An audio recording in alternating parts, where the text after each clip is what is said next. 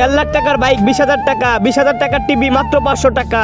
নিয়ে যাও ভাই নিয়ে যাও। আব্বে তুই কি পাগল হয়ে গেছিস? এত কম দামে বিক্রি করবি? আব্বে কিছুদিন পরে পৃথিবীতে সবকিছু নাই হয়ে যাবে, তাই আমি বিক্রি করে টাকাগুলো দিয়ে অনেক মজা করব। লাগবে কি তোমার? না লাগবো না। আব্বে পৃথিবীতে সবকিছু নাই হয়ে যাবে, আমি তো এখনো বিয়েই করি না, আমি এখন কি করব?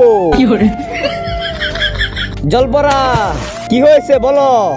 পৃথিবীতে সবকিছু নাই হয়ে যাবে, আমি তো এখনো বিয়েই করি নাই, আমাকে একটা মেয়ে দাও, আমি বিয়ে করব।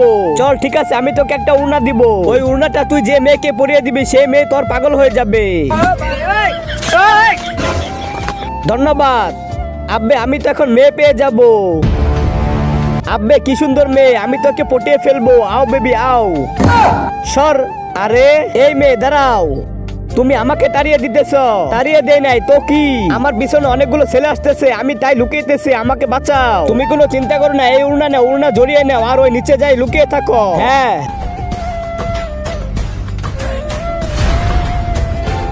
আব্বে ওই তুই এখানে একটা মেয়েকে আসতে দেখেছিস? না আব্বে সামনে চলো, তুমি বাইরে আসো। আপনি না অনেক সুন্দর, আই লাভ ইউ। হ্যাঁ জলপরি কাজ লেগে গেছে, আই লাভ ইউ টু। তুমি আমাকে বিয়ে করবে? হ্যাঁ।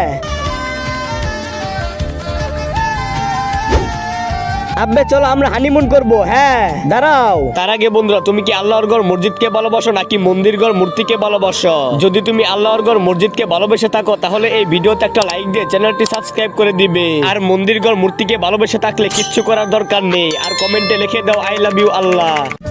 আজকে তো তোকে যেতে দিব না, সবার টাকা পরিশোধ কর। কিসের টাকা? আরে এটা বহুত শয়তান মেয়ে, এর কাছে 10 লাখ টাকা নিয়েছে, এর কাছে 5 লাখ, আর তুই একটা মোবাইল। তুই তাড়াতাড়ি সবগুলো টাকা দিয়ে দে, আমি টাকা তো খরচ করে ফেলেছি।